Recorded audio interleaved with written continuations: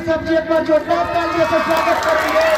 पिछले साल ही नवयुवक छठ पूजा समिति के मंच से इनके छोटे भाई यहाँ पे आए थे, आप लोग देखे थे और वादा करके गए थे कि अगर मनीष कश्यप जी जैसे ही बाहर आते हैं तो जिला चंपारण की गौरव नवयुवक छठ पूजा समिति के मंच पे आएंगे और वो देवी ताली बाजे। इसलिए बहुत बहुत धन्यवाद सन ऑफ बिहार मनीष कश्यप जी।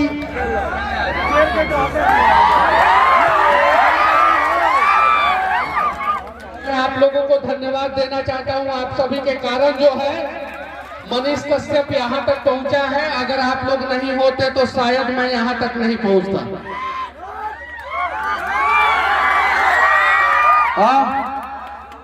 बहुत सारी बातें हैं, लेकिन उन सारी बातों को जो है यहाँ पे करने का मंच नहीं है। राजनीतिक बातें यहाँ पे मैं नहीं करूंगा, लेकिन मैं इतना जरूर कहूंगा कि आज मैं जेल से बाहर हूं। मैं दो सरकारों से लड़ा, एक बिहार सरकार से और एक तमिलनाडु सरकार से। दो सरकार से लड़ने के बाद अगर मनीष कश्यप 9 महीना के अंदर जेल से बाहर निकला तो उसके पीछे का सबसे बड़ा रीजन है दुनिया का सबसे ताकतवर हथियार। और अभी आप लोगों को समझ में नहीं आया होगा, ताली तो आप लोग बजा दिए। दुनिया का सबसे ताकतवर हथियार जो है वो आशीर्वाद होता है। और जो आशीर्वाद जो है माओ ने मुझे दिया, उन लोगों को लगने लगा कि मनीष के साथ अगर ऐसा हुआ है मेरे बेटे के साथ भी ऐसा हो सकता है, इसीलिए उन लोगों ने आशीर्वाद दिया और मनीष कश्यप जेल से बाहर आ गए। मैं जब जेल में था तो मुझे यहाँ की जानकारी मिली। जब मैं जेल में था तो मुझे जानकारी मिली, मेरा भाई जब तमिलनाडु गया था, नहीं उस समय मैं बेऊर जेल पटना में था, तो पटना में मिलने के दौरान उन लोगों ने बताया मुझे यहाँ के बारे में। उस समय मैं छठ में जेल से बाहर नहीं निकल पाया था और इस बार मैं निकला हूँ जेल से बाहर, तो मैं आप लोगों के बीच में आया हूँ। एक और चीज है मैं आप लोगों से कहना चाहता हूँ। देखिए, एक साधारण आदमी के सपोर्ट से, एक साधारण आदमी के सपोर्ट से कोई भी आदमी जो है आगे बढ़ सकता है। कोई भी आदमी आगे बढ़ सकता है। हम लोगों को साधारण लोग कहा जाता है, मध्यम क्लास गरीब फैमिली के लोगों को साधारण लोग कहा जाता है। आप लोगों के सपोर्ट के वजह से मैं यहां तक पहुंचा। अगर आप लोग नहीं होते तो मैं यहां पे नहीं होता। एक मनीष कश्यप को सपोर्ट करके आप लोगों ने यहां तक पहुंचाया है। उम्मीद है कि आगे भविष्य में आप लोग जो है, कोई भी लड़का अगर समाज के लिए, देश के लिए, राज्य के लिए, ब्लॉक के लिए, अनुमंडल के लिए, वार्ड के लिए, पंचायत के लिए अगर बात करें तो आप लोग सपोर्ट कीजिए, उसको कीजिएगा ना सपोर्ट। विनय भैया यहाँ पे मंच पे हैं। मैंने इनका 4-5 इंटरव्यू किया है और भैया खुल के बोलते हैं। मैं सरकार के बारे में भी जब इनसे पूछता था तो सरकार के बारे में भी खुल के बोल देते थे। भैया आवाज चेंज हुआ कि नहीं?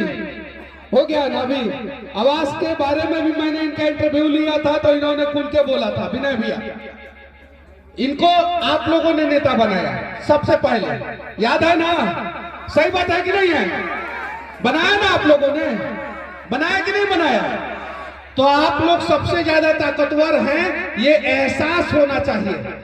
और अगर आप लोगों ने सही जगह पे सही तरीके से सही आदमी को आगे बढ़ाया ना, तो आदमी आगे बढ़ के समाज के लिए, देश के लिए काम करता है। और छठ पूजा से हमें सीखना चाहिए।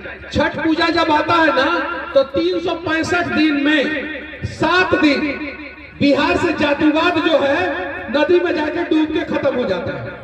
वो जब तक छठ पूजा रहता है तब तक बिहार में जातिवाद नहीं रहता है। घाट पे हम लोग एक साथ बैठ के पूजा करते हैं और पूछते नहीं है कौन सी जात के हो तुम। सही है कि नहीं है? साथ में बैठ के पूजा करते हैं कि नहीं? पूजा करते हैं, करते हैं ना। और पूरे धरती का सबसे टफ पूजा होता है छठ पूजा, होता है ना? होता है कि नहीं होता है? कितना त्याग करना पड़ता है, कितना तपस्या करना पड़ता है छठ पूजा के लिए, करना पड़ता है ना। और ये 7 दिन हम लोग जातिवाद त्याग देते हैं दीपावली से बाद और छठ के 2-3 दिन बाद तक। अगर हम लोगों ने बिहार से जातिवाद को खत्म कर दिया तो मैं दावे के साथ कहता हूं कि देश का नंबर 1 राज्य बिहार जो है 10 साल के अंदर बन जाएगा। पूरे देश का नंबर 1 राज्य बन जाएगा। लेकिन इसके लिए सबको प्रयास करना होगा, आपको, हमको, हम सबको। अगर सबने प्रयास किया तो हम लोग बदल देंगे। जब मैं आ रहा था ना तो मेरे साथ कुछ हरियाणा के 2 लोग थे। उन लोगों ने बोला क्या कि कहां जंगल में मनीष भैया लेके चल रहे हैं। हम बोले कि चलिए, कोई दिक्कत नहीं है, जंगल हो या कहीं भी हो, बिहार में कहीं भी चलेंगे, हम सभी सुरक्षित रहेंगे। और किसके दम पे सुरक्षित रहेंगे? आप लोगों के दम पे। सही है कि नहीं है ना?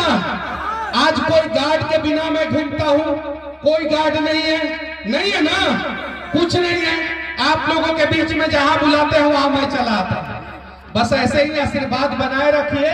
और अगर मैं गलत हूं तो मेरा साथ मत दीजिए, किसी सही आदमी का साथ दीजिए, किसी भी सही आदमी का साथ दीजिए। एक और चीज मैं यहां से बोलूंगा, अभी तक किसी मंच से मैंने ये बात नहीं बोला है, किसी भी मंच से मैंने ये बात नहीं बोला। मैं भारतीय जनता पार्टी ज्वाइन कर लिया 2024 में चुनाव के समय में। बहुत सारे लोगों ने सवाल किया कि मनीष क्यों किया ना, बहुत सारे लोगों ने सवाल, बहुत सारे लोग नाराज भी हो गए, बहुत सारे लोग नाराज भी हो गए।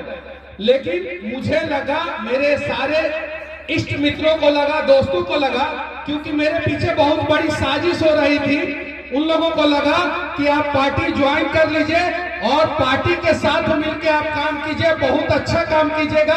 और मैं प्रयास कर रहा हूं, अगर मेरे से कुछ गलती हो जाए तो मैं आप लोगों से माफी चाहता हूं।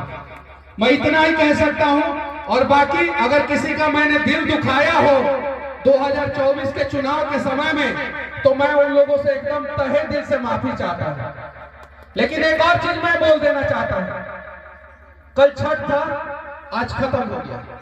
मेरे ऊपर आरोप लगा, कुछ लोगों ने कहा 2 करोड़ रुपया लेके बैठ गया, कुछ लोगों ने कहा 3 करोड़ रुपया लेके बैठ गया, कुछ लोगों ने कहा 4 करोड़ रुपया लेके बैठ गया, कुछ लोगों ने कहा 5 करोड़ रुपया लेके बैठ गया। आरोप लगा ये मेरे ऊपर। मैं अपनी माँ का कसम खा के बोल रहा हूँ और मैं छठी मैया का कसम खा के बोल रहा हूँ, मैंने संजय जायसवाल जी से 1 रुपया नहीं लिया। मैंने संजय जायसवाल जी से 1 रुपया नहीं लिया है, 1 रुपया नहीं लिया। आरोप लगेगा, राजा रामचंद्र जी पे भी आरोप लगा था ना। विनय भैया कहने वाले हैं हमसे, इन्होंने, मैंने पूछा कि अपने चंपारण में एक ईमानदार विधायक का नाम बताइए जो 1 रुपया कमीशन नहीं लेता हो। याद है भैया? किसका नाम बताए थे आप? बताइए, भैया से पूछिए। इन्होंने कहा आरएस पांडे, इन्होंने कहा आरएस पांडे, भैया ने कहा। और जब पांडे जी निर्दलीय चुनाव लड़े तो क्या हुआ? इन्होंने, भैया ने मुझे बताया था, मुझे जानकारी नहीं थी। तो ये सच्चाई है, हम सभी को भी थोड़ा थोड़ा सुधरना होगा। सही है कि नहीं भैया? भैया सही है कि नहीं है? आज छठ के समय में दिक्कत होता है कि नहीं? जब हम लोग घर आते हैं तो होता है ना। सरकार ने इस बार सबसे ज्यादा ट्रेन बिहार के लिए चलाया। इतना ट्रेन कभी भी जीवन में नहीं चला था, कभी भी नहीं चला था इतना ट्रेन। इतना ज्यादा ट्रेन जो है बिहार के लिए दिया गया, उसके बावजूद भी दिक्कत हुआ कि नहीं हुआ? हुआ ना। तो हमें बिहार को बदलने की जरूरत है। और जिस दिन हम लोगों ने अपने बिहार को बदल दिया ना, उस दिन जो है ट्रेन में जो है हमें दिक्कत नहीं होगा। इतना सारा ट्रेन, इतना सारा flight, special train, Vande Bharat को भी जो है वो लोकल बना के दिल्ली से और मुंबई से दौड़ा दिया गया। इतना स्पेशल ट्रेन दे दिया गया और तब वो लैट्रिन में, शौचालय में जो है वो संख्या भरा हुआ था। इसके लिए कोई नेता दोषी थोड़ी है। हम लोग नेता को कब तक गरियाते रहेंगे?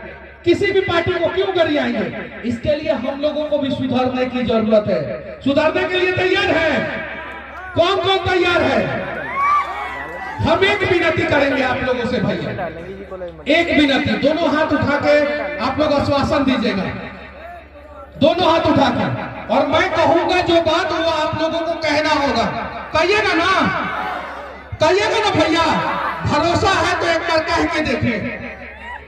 हम सभी जोर से बोलिए, आवाज बहुत सारे लोगों को नहीं आ रहा है, प्लीज मैं विनती करना चाहता हूं।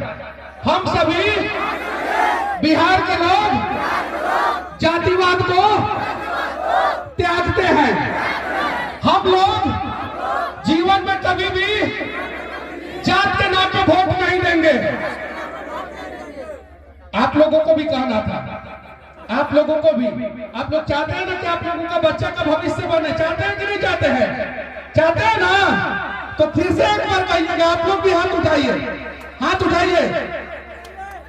हम सभी बिहार के लोग जातिवाद को त्यागते हैं और आज के बाद से कभी भी जात के नाम पे वोट नहीं देंगे। हम लोग काबिलियत के नाम पे वोट देंगे। ये काम अगर आप लोगों ने कर दिया ना, मैं दावे के साथ कहता हूं कि भैया, चाची, दीदी, 10 साल के अंदर अंदर अपन बिहार नंबर 1, देश के नंबर 1 राज्य रही अगर होने के खाली इतना काम कदम लगी था, खाली इतना काम कदम लगी था। आज पूरा देश बंद हो गई बा, का है कि बिहार के मजदूर बिहार आ गई बा, पूरा देश बंद हो गई बा। इतना काम करेगा बेटे, बस। जय हिंद।